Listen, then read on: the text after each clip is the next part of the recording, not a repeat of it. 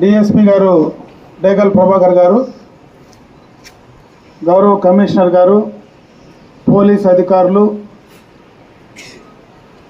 Government కాలేజీకి సంబంధించినటువంటి అధ్యాపక బృందం, మా సోదర కూటమి పార్టీలకు సంబంధించినటువంటి నాయకులు, ముఖ్యంగా మీ అందరికీ కూడా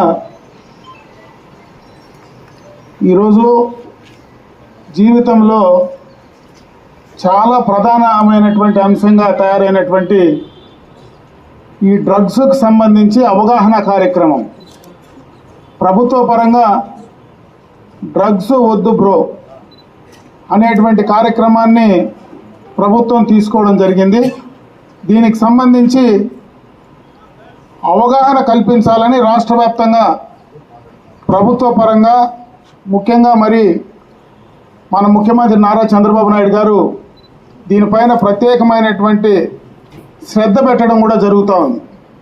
ఎందుకంటే ఈ మధ్య మీరందరూ కూడా చూస్తూ ఉన్నారు, పత్రికల్లో వచ్చేటువంటి న్యూస్ ద్వారా కావచ్చు, మరి ఆన్లైన్లో రకరకాలైనటువంటి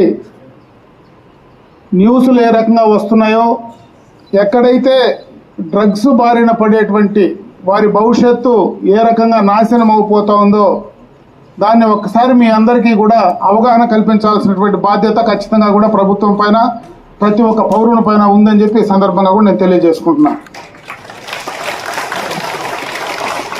ప్రత్యేకంగా ఎక్కువ డ్రగ్స్ బారిన పడేటువంటి వయసు మీరు ఉండేటువంటి వయసు, టీనేజ్ వయసులోనే ఎక్కువ ప్రభావితమయ్యేటువంటి వయసులో మీరు దాని బారిన పడితే ఏ రకమైనటువంటి ఫలితాలు, ఇబ్బందులు మనం భవిష్యత్తులో ఎదుర్కోబోతా ఉన్నామనే దానిపైన ఖచ్చితంగా మీ వయసులో మీకు అవగాహన ఉండాలి. అప్పుడే మీ ప్రిన్సిపాల్ గారు చెప్పినట్టున్నారు. నిన్ననే ఒక సినిమా యాక్టర్, తమిళనాడుకి సంబంధించినటువంటి ఒక సినిమా యాక్టరు డ్రగ్స్ బారిన పడ్డాడని మనం ఈ మధ్యకాలం చూస్తూ ఉన్నాం. ఎక్కువ మంది సినిమాల్లో ఉండేటువంటి వాళ్ళే ఎక్కువ డ్రగ్స్ ద్వారా ప్రభావితం అవుతూ ఉన్నారని మనం చూస్తూ ఉన్నాం. నేను ఎందుకు ప్రత్యేకంగా ఈ విషయాన్ని ఈ సందర్భంలో ప్రస్తావిస్తానంటే, ఈ వయసులో సినిమా హీరోల పట్ల, సినిమాల పట్ల ఎక్కువ ఆకర్షితులయ్యేటువంటి వయసు ఇది. ఆ డ్రగ్స్ బారిన సినిమాకు సంబంధించినటువంటి యాక్టర్స్ ఎవరైతే ఉన్నారో వాళ్ళు ఎక్కువ దానిపైన బారిన పడతా ఉంటే వాళ్ళను చూసి ఎక్కువగా కూడా అభిమానులుగా ఉండేటువంటి వాళ్ళు నేర్చుకునేటువంటి పరిస్థితి ఉంటుందని కూడా ఈ సందర్భంగా కూడా నేను మీకు గుర్తు చేస్తున్నా. ఈ డ్రగ్స్ వల్ల ఒక పక్క ఆరోగ్యమే కాకుండా మానసిక ఆరోగ్యం కూడా పూర్తిగా దెబ్బతింటుంది. కుటుంబంలో ఉండేటువంటి వ్యవస్థలన్నీ కూడా దెబ్బతింటాయి.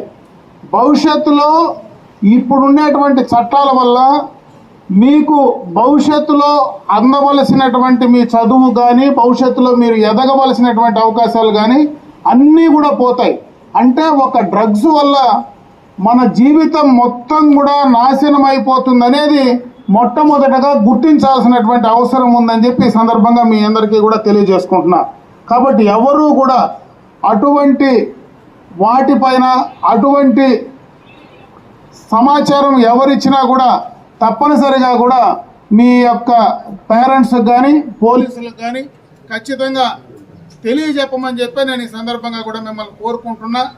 ఆ రకంగా మీరు కానీ, మీ పరిసర ప్రాంతాల్లో కానీ, మీకు తెలిసి కానీ ఎక్కడైనా అటువంటి ఉంటే ధైర్యంగా సమాచారాన్ని కూడా ఇస్తే మీ పరిసర ప్రాంతాల్లో కానీ సంఘానికి కూడా మనం న్యాయం చేసినటువంటి వాళ్ళు అవుతామని చెప్పి తప్పనిసరిగా కూడా మీరు ఉండాలా. ఖచ్చితంగా డ్రగ్స్ పైన అవగాహన ఉండాలా. ఖచ్చితంగా ఎవరు కూడా తీసుకోకుండా మీ జీవితాలను బాగు చేసుకోమని చెప్పి నేను ఈ సందర్భంగా మిమ్మల్ని అందరినీ కూడా తెలియజేసుకుంటున్నా. మన ప్రాంతంలో నాకు తెలిసి పోలీసులు దాదాపు అన్ని చోట్ల కూడా దానికి సంబంధించినటువంటి స్టెప్స్ అన్ని కూడా తీసుకుంటున్నారు. కాబట్టి ఎక్కడైనా ఇంకా మనకు తెలియకుండా ఉంటే వాటిపైన ప్రత్యేకంగా పోలీసు దృష్టి పెట్టి పూర్తి స్థాయిలో ఈ ప్రాంతంలో ఆ డ్రగ్స్ను, ఇప్పుడు గంజాయి కావచ్చు, రకరకాలైనటువంటి డ్రగ్స్ ఉన్నాయి, వాటినన్నింటినీ నిరోధించడానికి ఖచ్చితంగా కూడా చర్యలు తీసుకోవాలని చెప్పి నేను వారిని కూడా కోరుకుంటూ, మీరు ఆ రకంగా మీ భవిష్యత్తులో అటువంటి వాటి జోలికి పోకుండా ఇంకా ముందుకు పైకి వెళ్ళాలని మనస్ఫూర్తిగా భగవంతుడు నేను ప్రార్థిస్తూ, మీకు ఆ రకమైనటువంటి మానసిక ధైర్యం ఇవ్వాలని చెప్పి నేను ప్రత్యేకంగా భగవంతుని ప్రార్థిస్తూ సెలవు తీసుకుంటున్నా. జై హింద్.